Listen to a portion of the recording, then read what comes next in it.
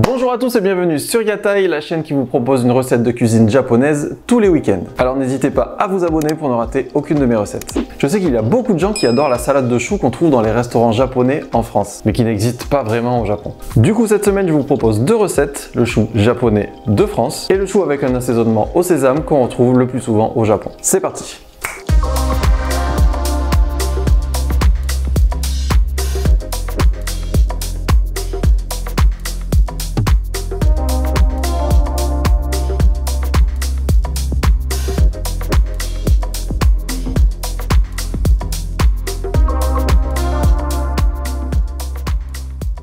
Donc pour ces recettes, il vous faudra évidemment un chou blanc,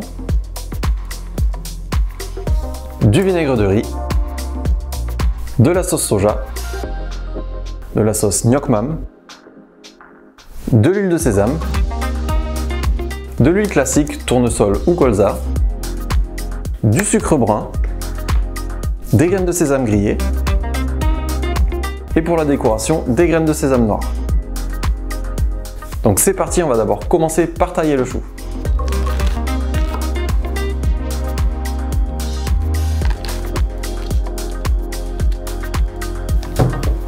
Donc il faut d'abord le couper en quart.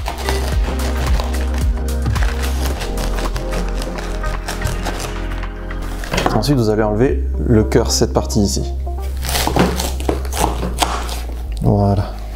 Et ensuite on va le recouper en deux. Pour chaque recette, il vous faudra environ un huitième de chou ou un quart si c'est un petit. Ah oui, et comme matériel, vous aurez besoin d'un mixeur et d'une mandoline. Alors non, pas l'instrument de musique. Ça marche pas ce truc.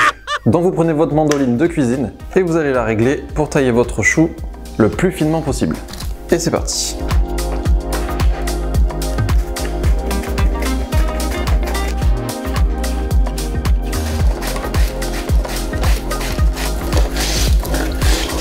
Voilà.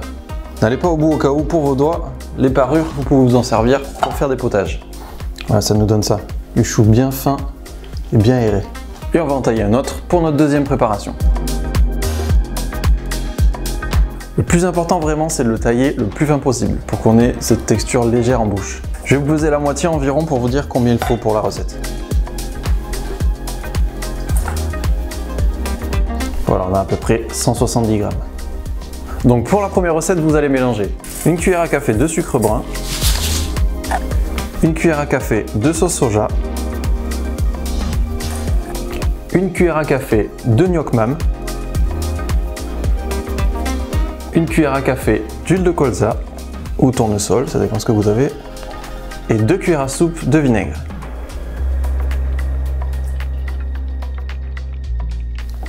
Vous mélangez bien pour que le sucre se dissout.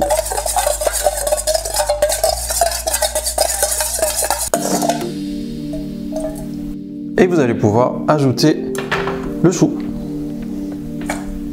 et mélanger.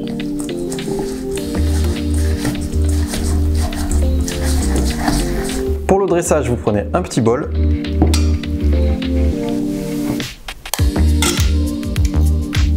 Vous mettez votre chou.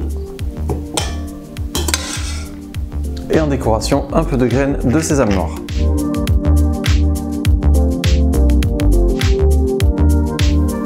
Et voilà.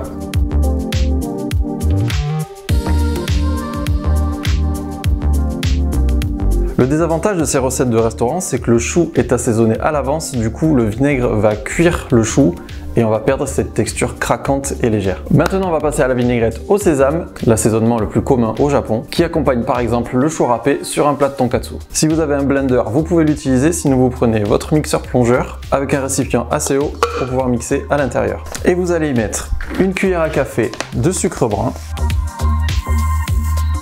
une cuillère à café de sauce soja, 2 cuillères à soupe de vinaigre,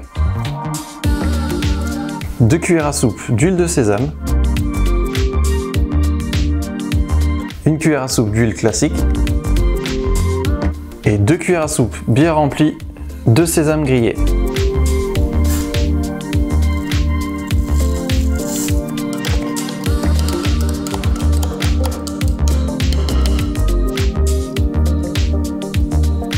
va mixer.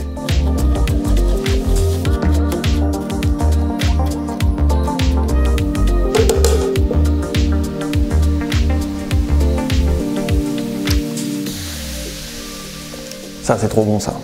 Oh là là. Et vous allez ensuite la débarrasser dans un récipient.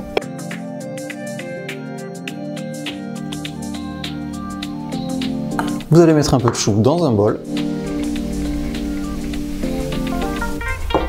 Puisque contrairement à la première recette, on ne va pas assaisonner tout le chou. C'est le client du restaurant japonais qui va se verser son assaisonnement. Et de cette façon, on va conserver le croquant et la légèreté d'un chou fraîchement râpé.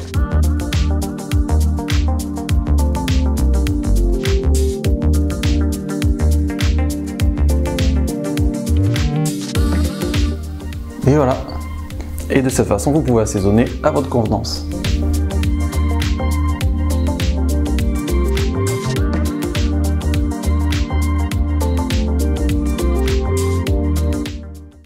Et bien voilà, la vidéo est terminée, j'espère qu'elle vous aura plu. Si c'est le cas, n'hésitez pas à me mettre un pouce bleu et un commentaire pour me soutenir. Et nous, on se retrouve la semaine prochaine. Ciao! Et bien voilà, la vidéo est terminée, j'espère qu'il... Et bien voilà. Merde. Qui adore la salade. La la la la.